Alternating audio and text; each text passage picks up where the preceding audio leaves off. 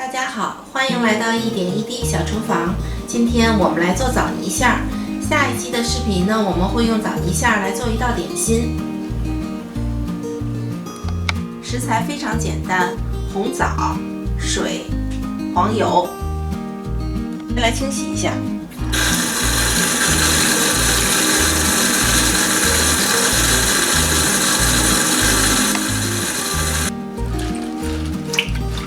沥干水分，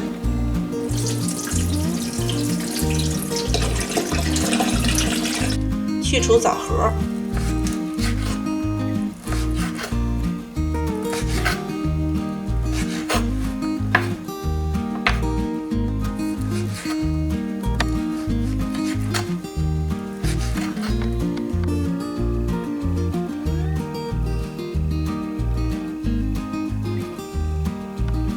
我屏幕上给的这个枣的剂量呢，指的是现在的，去核以后的。冷水、热水都可以。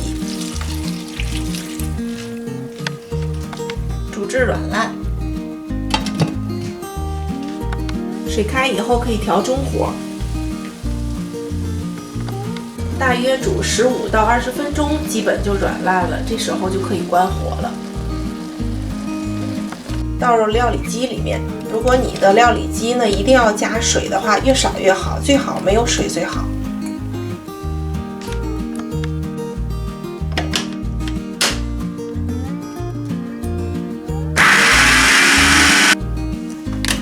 打成细腻的糊状就可以了。如果你喜欢细腻一些的，可以过筛去除枣皮。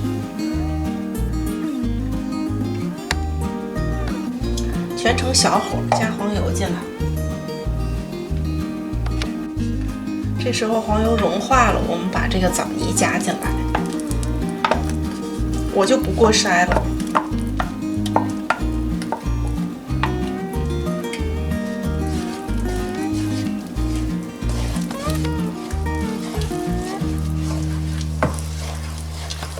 我给的这个剂量呢，刚好是配下一期的点心，不多不少，正好一次的量。要经常的搅拌。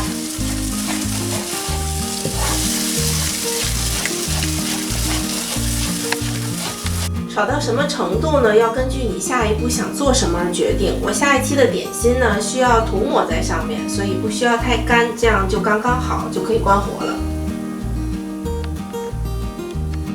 枣泥馅儿算是我们中式甜品的一款万能内馅儿了。今天的分享就到这里，感谢大家收看，我们下期再见。